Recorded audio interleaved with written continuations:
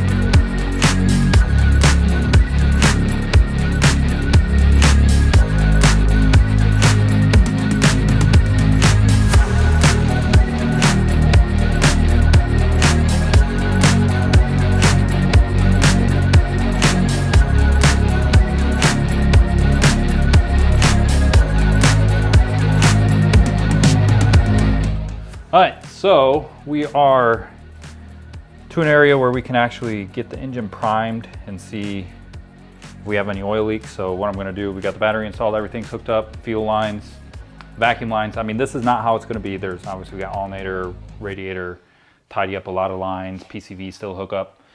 Spark plugs are not in. The reason being is we don't want compression, so we can crank the engine, build some oil pressure.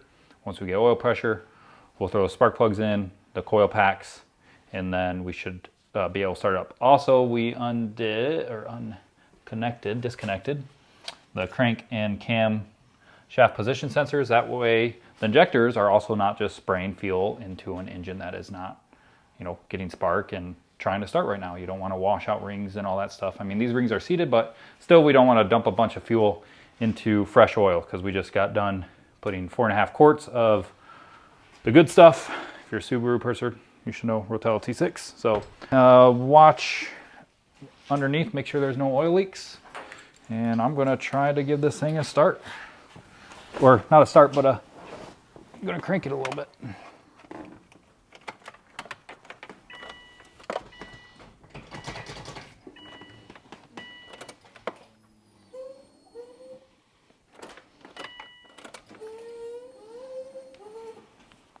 See anything yet? Underneath? No.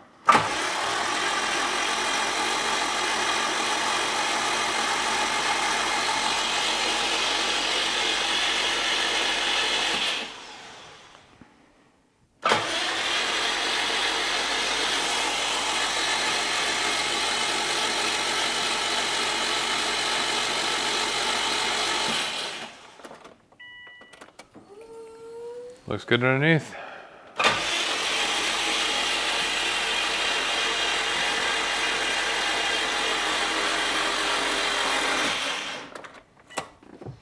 All right, so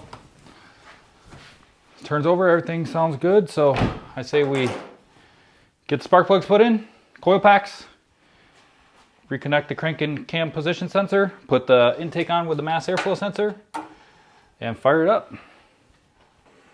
All right, guys. Well, here we are. So it is ready to start. Spark plugs are in, coil packs are on, cam and crank angle sensors are hooked back up.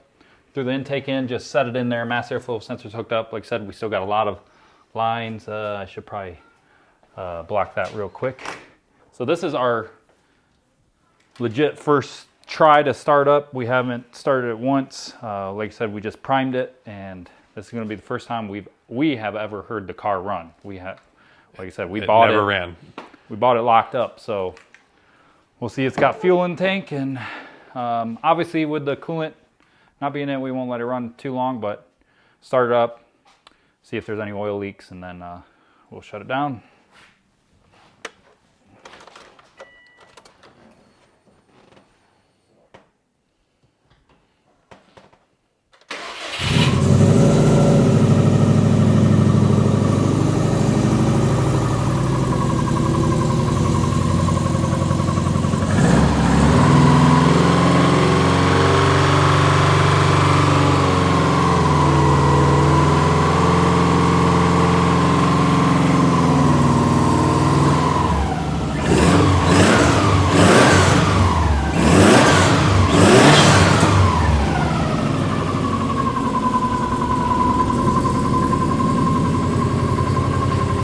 Dude, we fucking did it.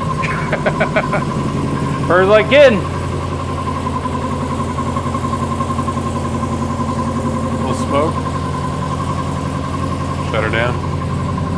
Yeah, it's just the coolant burning off.